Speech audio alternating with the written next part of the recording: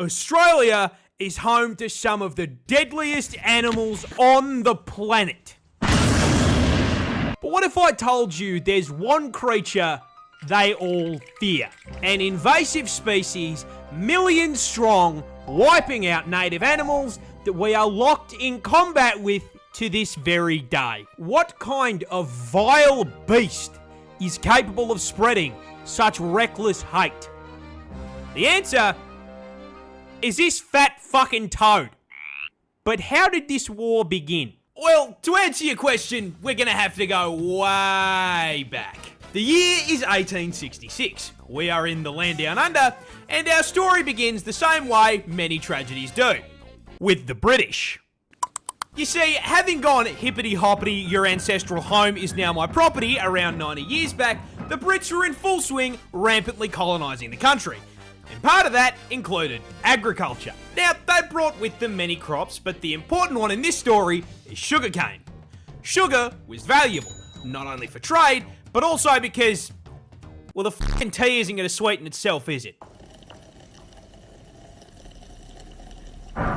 But you see, sugarcane only grows in the heat, which ruled out the south of the country.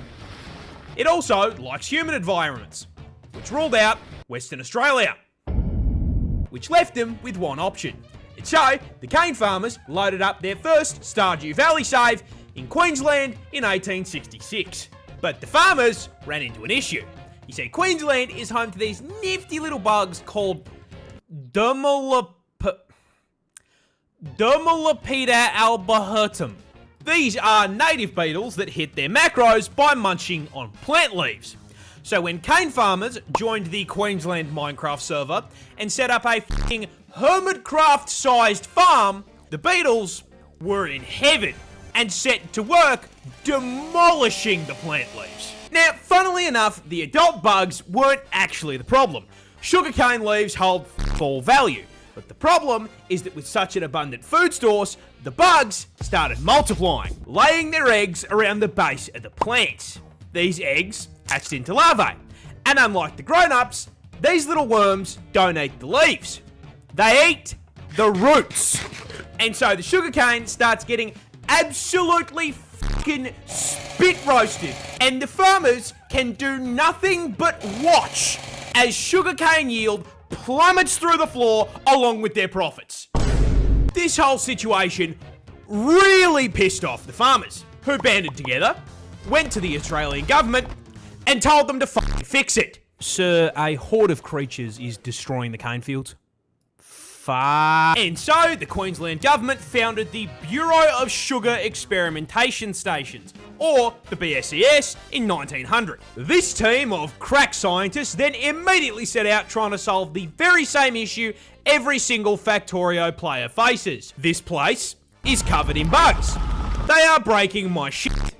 How do I violently slaughter the local wildlife in order to expand capitalism and my profit margins? The BSES pondered this question for 25 fucking years. They tried spraying chemical insecticides. Didn't work. They tried injecting insecticides into the soil. Didn't work. They tried releasing the fucking cordyceps fungus. And it still didn't work. Then, one day in the office, while pondering this question, someone had an idea. Okay, we are getting outmaneuvered by the cast of Bugs Life. Someone in this office, please, give me anything. What about cane toads? What? Cane toads. Those big fucking fat things that exist in the cane fields in Hawaii. I mean, it's a frog. They eat bugs. We just introduce an invasive species to fix a problem caused by an invasive species. I mean, what could possibly go wrong? And so, in June of 1936, 2,400 brave cane divers were deployed to the fields to deal with the arthropod menace. But there's just one small issue. Cane toads were fucking dog shit. Yeah, funnily enough, big, fat, slow, ground-dwelling toads were not exactly the smartest solution to deal with beetles that spend the majority of their adult life 6 meters off the fucking ground. It's over, Anakin! I have the high ground! On top of that, cane toads don't dig for food either, so they didn't eat the larvae. Now this all sounds like information that should have come up during the research and study phase of the plan. This, however, implies that there was a research and study phase. The BSES did not conduct a single fucking study on environmental impact before releasing an army of cane toads. Are you fuck? This complete absence of brain cells caused a rather spectacular domino effect of ecological fuck-ups, and it's going to teach you a valuable lesson about invasive species. You see, while the cane toads barely ate what they were supposed to, they did eat. And as incredibly large omnivorous toads, they ate practically anything they could fit into their mouths.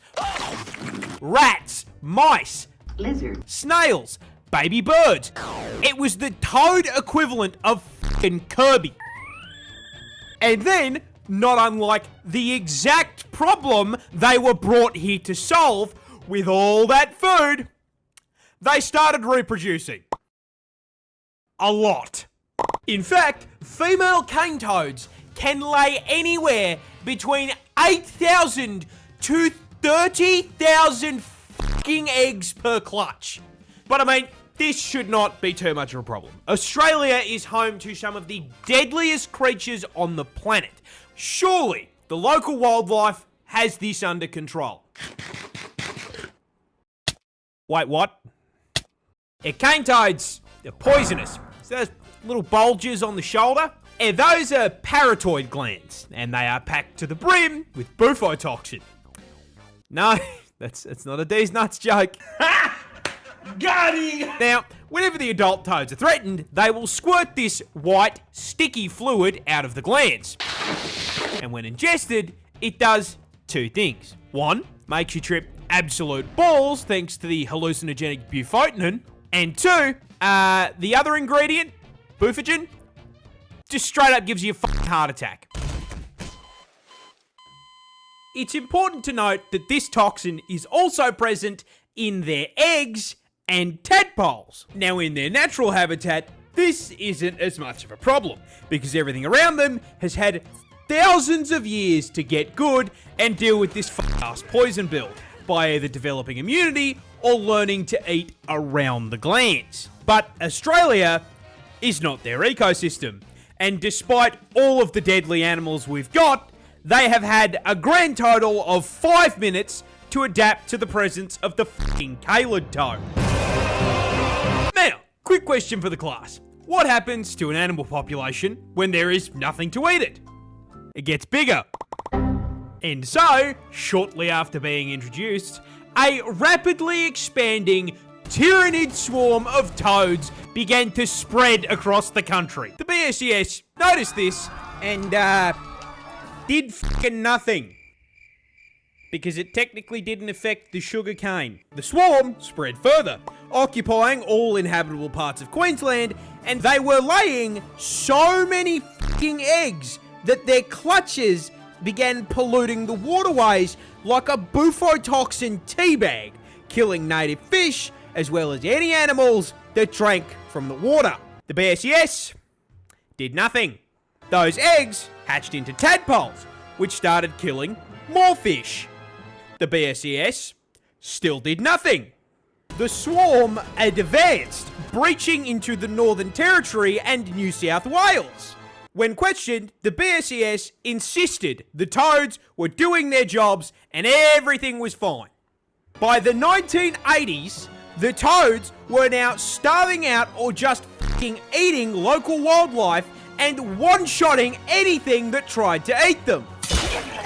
And considering, at this point, there were 5 fucking million of them, that happened a lot. So, with local wildlife being absolutely fucking decimated, The BSES was forced to acknowledge that maybe, just maybe, Listen,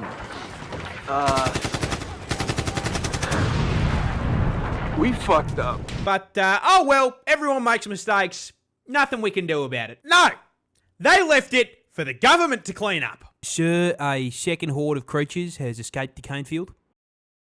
Fuck! Yeah, they realised just how much damage was being done and in 1986 began funneling federal funds into controlling the population. They tried trapping and physically removing the toads, but unless they had 5 million traps, that wasn't going to do shit. Biological warfare was proposed in the form of releasing viruses and parasites, but was shot down because it would do just as much damage to the native wildlife. And so, the toad front continues to advance to this day.